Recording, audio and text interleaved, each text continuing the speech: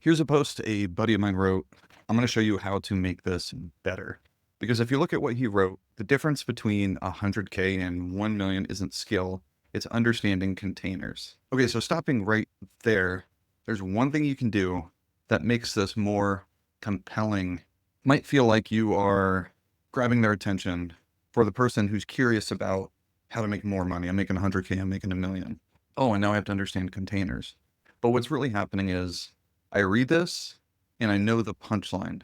You just told me what this is about. There's no reason for me to read this. One person might look at this and say, telling them about the containers will evoke curiosity. They'll want to know, what is this containers thing?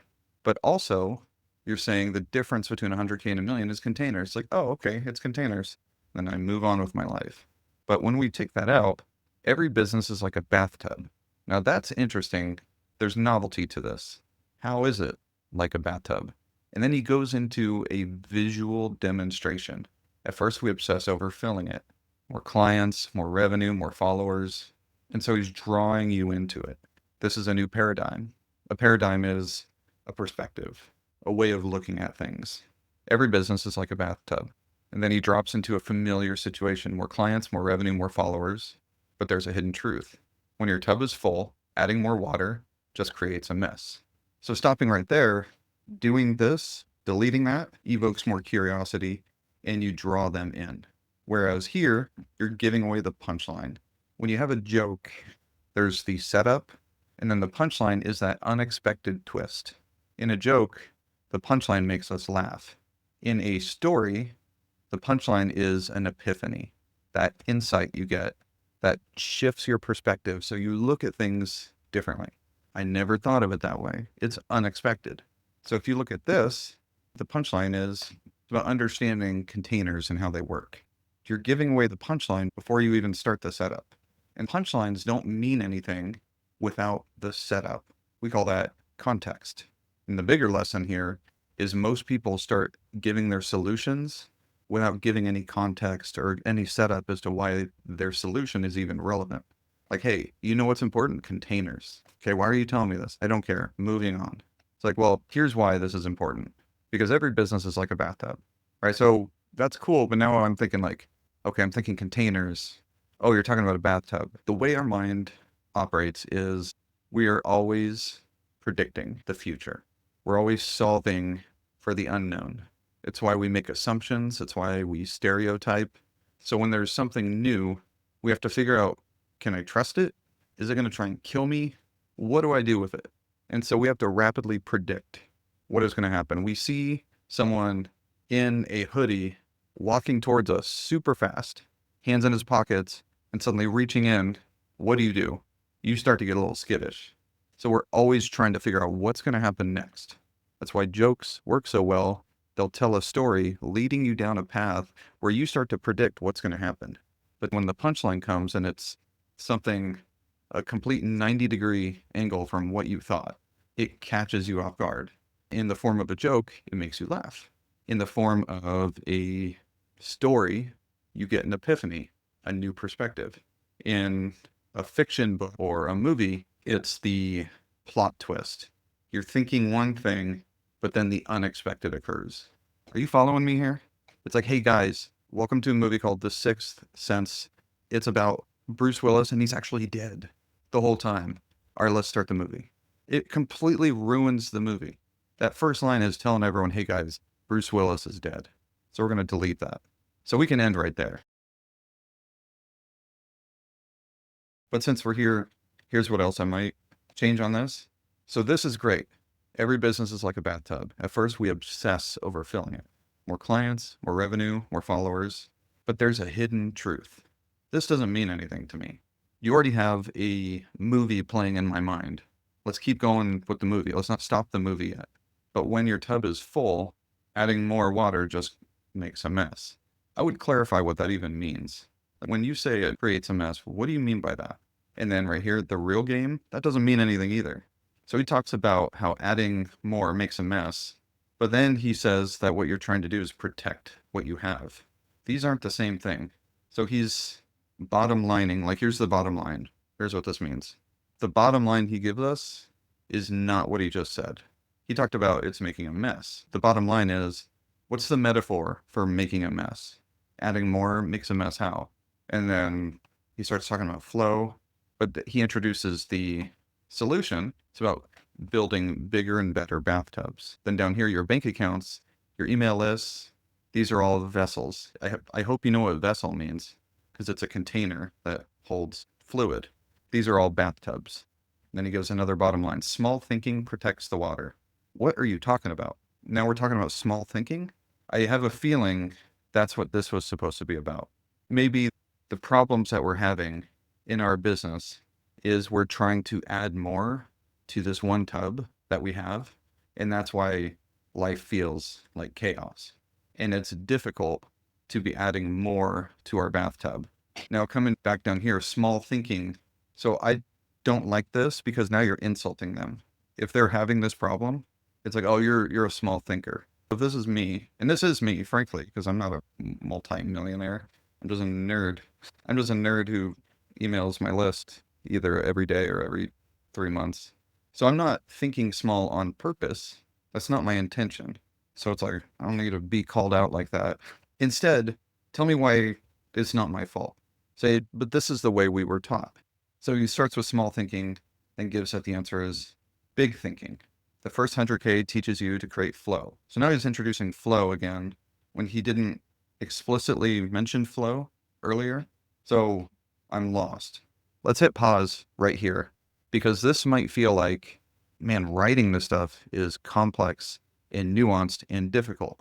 And it can be, but here is the overarching lens I'm looking at this through. I want this to make sense. This needs to be clear. It's not about having advanced persuasive architecture. It's about, can I comprehend and connect the dots with what you're talking about all the way through?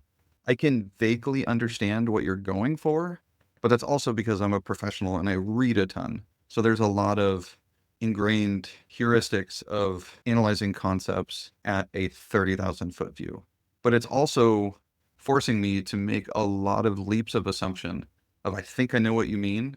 And if we remember, there's the two aspects of communication. There's comprehension and interpretation, meaning, can I comprehend the words that you're saying?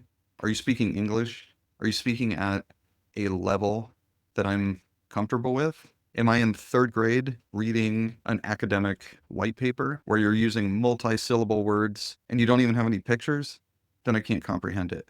But then there's interpretation, where imagine you getting a text message and it says, we need to talk. Ooh, even just hearing that, doesn't that give you some, just like you pucker a little bit, just at least one butt cheek clenches up a little bit. But the other person might be thinking, I have great news. We need to talk. So they intended one thing, but it was interpreted differently. So the lens I'm looking at this through is clarity, comprehension, interpretation.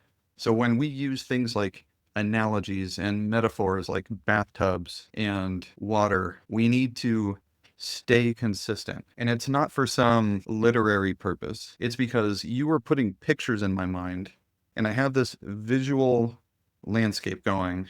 You can't start switching words around. I understand this is a complex and nuanced concept, but if you are going to give me the message, you need to give it to me in a straight line, like scenes in a movie, or rather a comic book, because it's visual, but it has to go frame by frame. So if you're going to take the time to explain a complex topic, then you got to make sure I can follow what you're talking about. So we got bathtub. Fine, that works. So we're talking about filling it, but now we're talking about water. Maybe this could work, but we don't really say water here. We're visualizing it. So the real game, I see what you're going for. That's not what I would say here. Here, now we're talking about protecting when we didn't talk about protecting before. We talked about overflowing. So this needs to be about overflowing. It's not about adding more, which I feel like this is what you're talking about. Maybe you could say, when you add more, it makes a mess. So then we're focused on trying to capture all the overflow that's pouring over and trying to get that. Maybe that's the protecting. It's not about capturing what overflows or even adding more flow to it or opening up since we're going to go with a tub, opening up the faucet even more. This gets complicated going into multiple tubs because that's a weird thing. What if we talked about going out of a bathtub and into a swimming pool? Because now I can think of a bigger thing. It's like, oh yeah, I can have a lot more in here. This feels like I see what you're going for here. I don't understand this. Like, how are each one of these things a bathtub? Because at first it's like our business is the bathtub. And my bank account is a bathtub? I wish. I don't even know why I wish. That's a weird thing to agree with. So anyways, what if we went into a pool? But then that breaks apart your metaphor about building more bathtubs. And then here's the protecting the first bathtub. Okay, so you're talking about, so I see what you're going for with small thinking that you mentioned earlier. And I understand what you're talking about with protecting. I almost feel like this should have gone way up here because you're helping me understand what this means. So it's not about having small stuff. It's about having multiple bathtubs. And then the smart ones, they build watersheds. I don't even know what that means, I'll admit. And then multiple inflows supporting a larger bathtub. And then now we're talking about containers. Then I had more water than I knew what to do with. So what's the point of all this? I don't even know anymore. I think we started with deleting that first line to at least get people to start reading into it. So we did solve that problem. But the second part is take a moment to ponder on clarifying how you want this metaphor to work. Because when you have a well-structured metaphor, it sticks in your mind. Most people don't know this, but one of the secret backbones of persuasion is actually memory. And we've failed to remember things that are hazy or vague or confusing. It's like trying to explain your dream to someone where it made sense as you were having the dream, but when you try and remember it or explain it to someone else, it doesn't, you're watching it dissolve right before your eyes. But stepping out of the dream metaphor, if you can't explain what you just learned to someone else, then it's not clear enough. Now, if I was coaching either a business content writer or an advertising copywriter, I would tell them, don't try and fix this, where you go through and edit line by line and try and move things around. That is extremely difficult to do. It is the worst way to edit something as short as this. What I would say is delete it. Don't look at it, just delete it and start writing again. Because each time you write it and delete it and then write it again, the only things you write are the parts you remember. That's why each time you tell a story, it somehow gets shorter and shorter, where only the most important parts stick. So write from a blank slate while it's still in your mind and tell the story again. You'll find it'll probably be half the length as it was before, which is great because then you'll find where you want to add more detail to clarify what you're trying to say.